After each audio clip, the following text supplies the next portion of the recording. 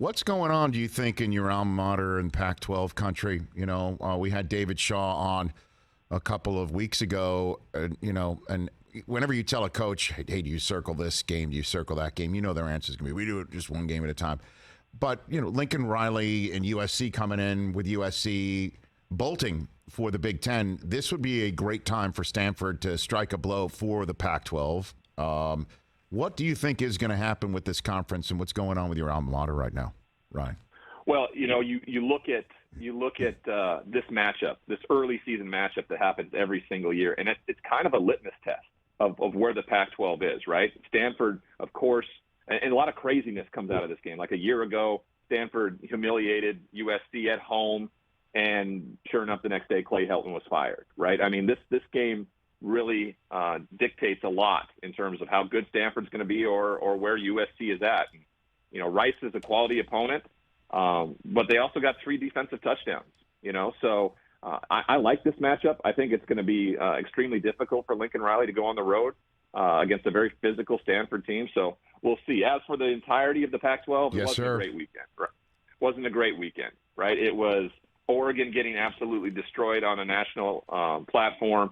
And then Utah, which I thought was the best chance, went on the road and kind of laid an egg, right? They turned it over twice inside the 5-yard line and missed just so many tackles, the most in, I think, a decade, Kyle Whittingham said on the defensive side of the football. But I still think they're the best team in the Pac-12. They'd have to do something unprecedented. They'd have to go and run the table to be considered in the college football playoff conversation. I don't think USC ultimately this year gets there. I think they're going to be a team with 2 or more losses.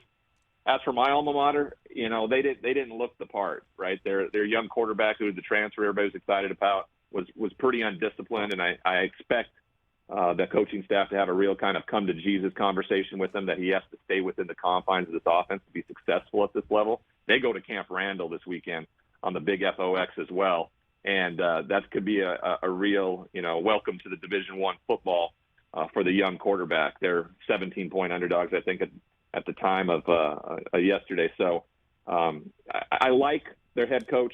I like where they're headed.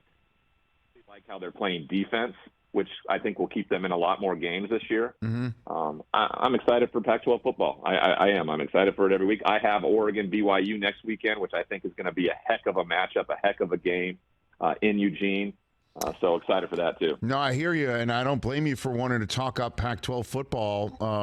If I went to school there, I'd want to do it as well. But I fear they're on the outside looking in, sir. I really do. That this is all. Rich. I even think with Utah, if they were to run the table in the conference, which has never happened before in the history of the Pac-12 conference, to win all 9 conference games, if they were to do that and be a 12-1 conference champion, I still think they'd probably be on the outside looking in. I really do. So I agree with you on that. It's just the narrative around the Pac-12, unless it's USC, I think they're not going to get the benefit of the doubt.